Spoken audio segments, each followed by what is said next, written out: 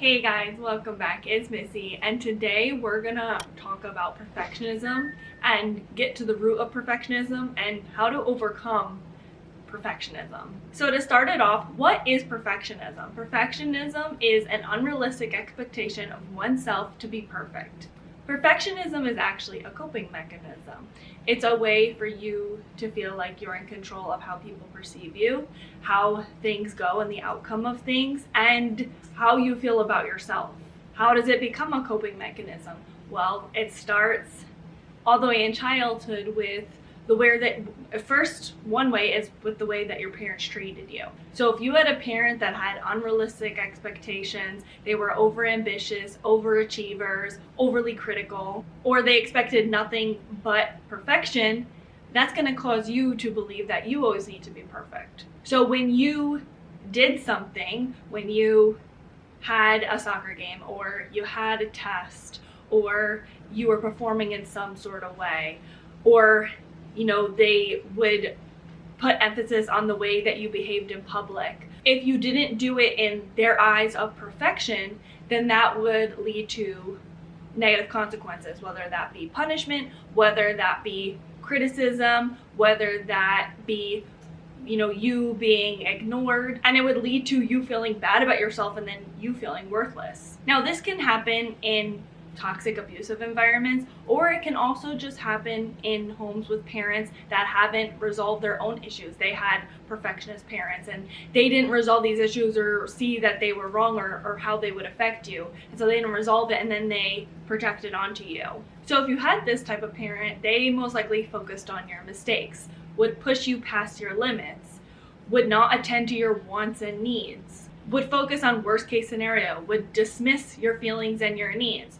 If you brought up a complaint and say, don't make excuses, or, that failure is not accepted. You may have not been allowed to take breaks. They would, force you to maybe study for hours on end or whatever it is.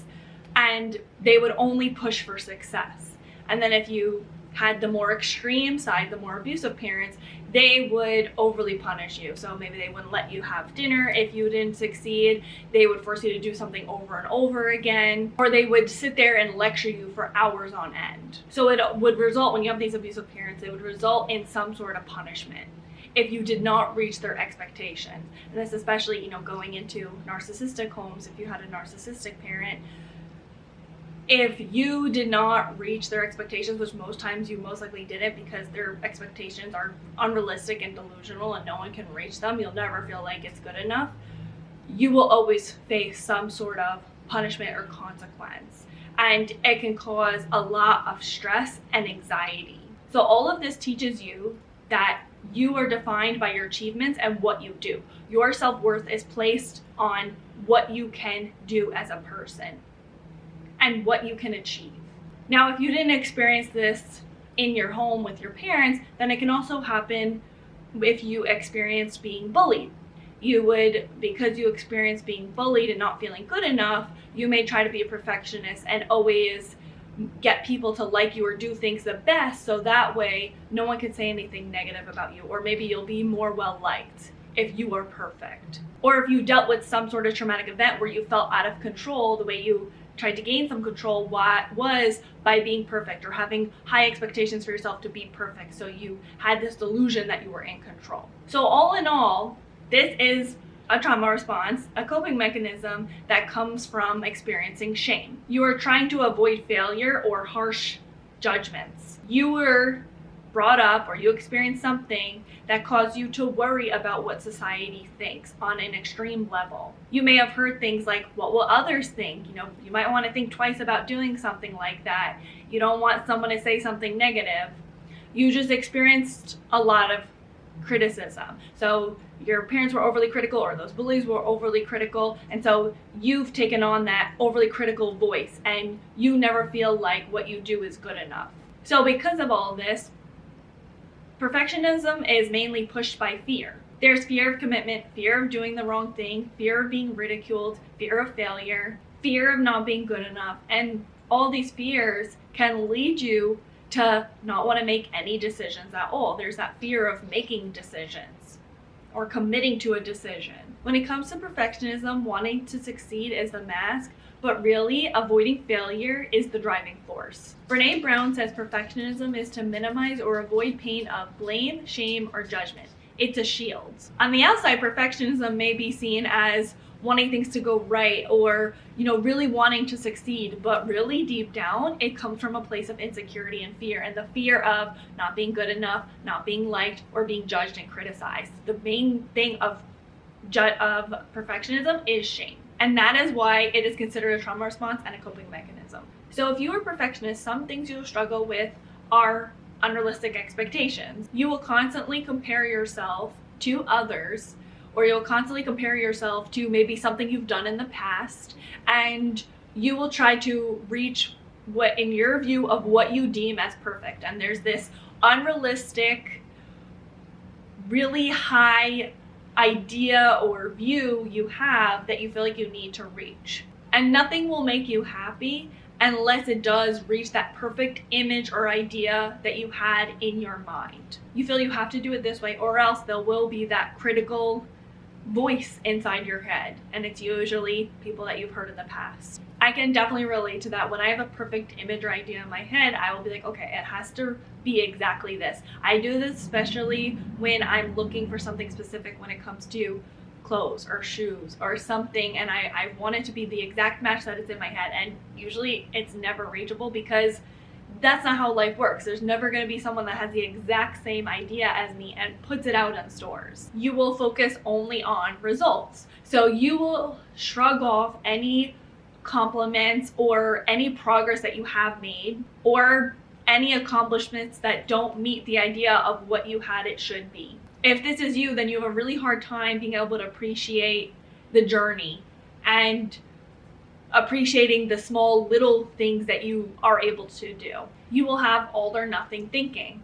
So it's either you do all of this, you are able to accomplish all of this project the way that you had wanted, you achieve all of this goal, you're able to be all of this certain person, or it's nothing. You are not going to start that project, or you're not going to turn that project in. You're not going to go and try to complete that goal. You're not going to go to that party. Black and white thinking, where you think it's all good and bad. It's either, this project you did is all good or none of it's good.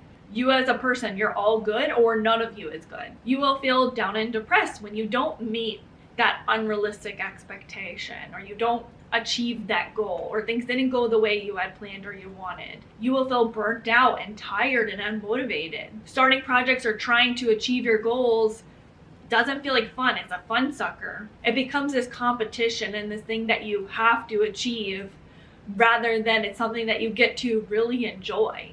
You may enjoy some parts of it, but overall it's a lot more stressful and there's a lot more pressure, which then can cause you to go the opposite and not really want to do anything at all. So this can cause you to become paralyzed because of these stories and ideas in your head, which then that's when it results in procrastination. Procrastination and perfectionism, they're best friends. So how do you overcome perfectionism? Well, there's a couple things. One, definitely correct that programming. You have to change your beliefs to you understanding that your worth is not defined by what you accomplish. Instead of placing your worth on what you accomplish, place your worth on you as a person, your character traits, and how the fact that you are deserving of love just because you are you. You can validate yourself because you are just you.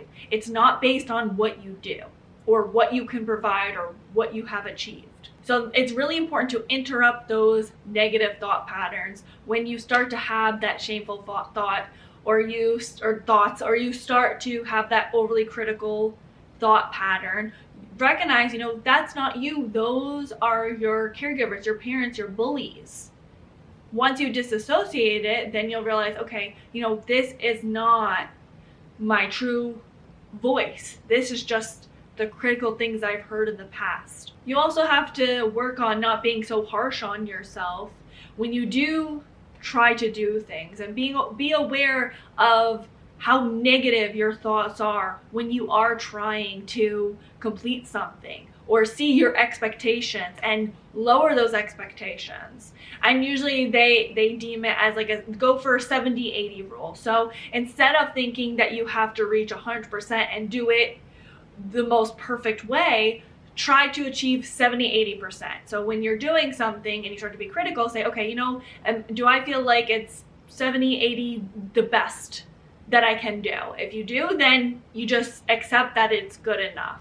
If you feel like there's more work you can do and it hasn't reached that 70-80%, maybe it's still 50-60, then okay, let me try to work on it a little bit more, but not being harsh with yourself about it. Oftentimes when we set a goal, we feel like we need it to be the exact thing we have in our mind. We just need to lower that and think, okay, how can I achieve most of it? We also have to factor in the shame issue. So, we talked about perfectionism has to do with the core issue of being shamed. Understand, people are not judging you as harshly as you judge yourself. We always say, we are our own worst critic, and that's true. We are thinking negative things about ourselves that people aren't thinking about. We see things that other people don't see. So it's good for you to expose yourself and put out work that maybe you don't think is the best of the best. Because here's the thing, people that are perfectionists and try to put extremely perfect work out, or they're always trying to be perfect, they achieve a lot less because they're putting so much work into a few small things, rather than someone who does things less than perfect. They put out more things because they have more energy to try to do more things. But not only that, but they are able to enhance their skills or achieve their goals in a better fashion because they're getting, critique from outside sources of how to make it better, or they're seeing ways of how they can make it better and they're learning from their mistakes. Really, perfectionism is trying to rush the process of trying to obtain skills or goals, and you're trying to rush the process of achieving something. It's quality versus quantity. The less you try to make something perfect, the more likely you are to improve in the future in a non-shaming, better fashion.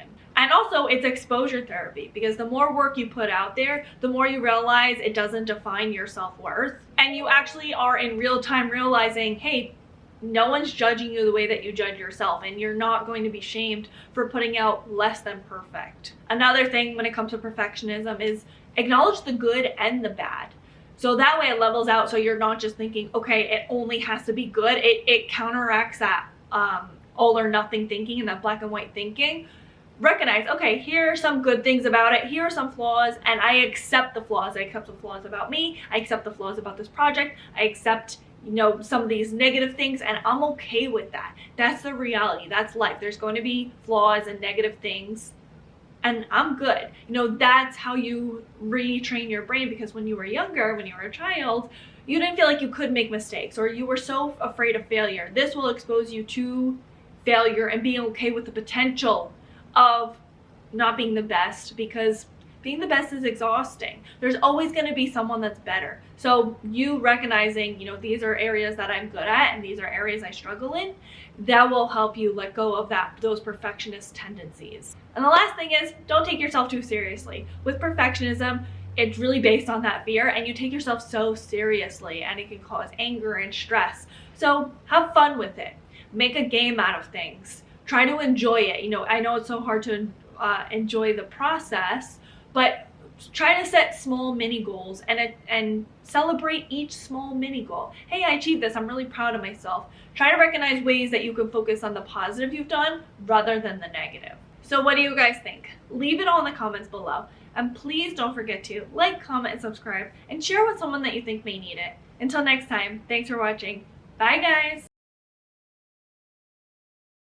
What is this floating dust things? What is happening? I got a hand mixer. Love it. 10 out of 10 doesn't work. Why can't I remember my line? To succeed is the mask. Why can't I remember my line? When it comes to perfectionism, my tongue's broken. Brene Brown says, Nothing. She says nothing. Judgment and criticism. No, that's not what she says.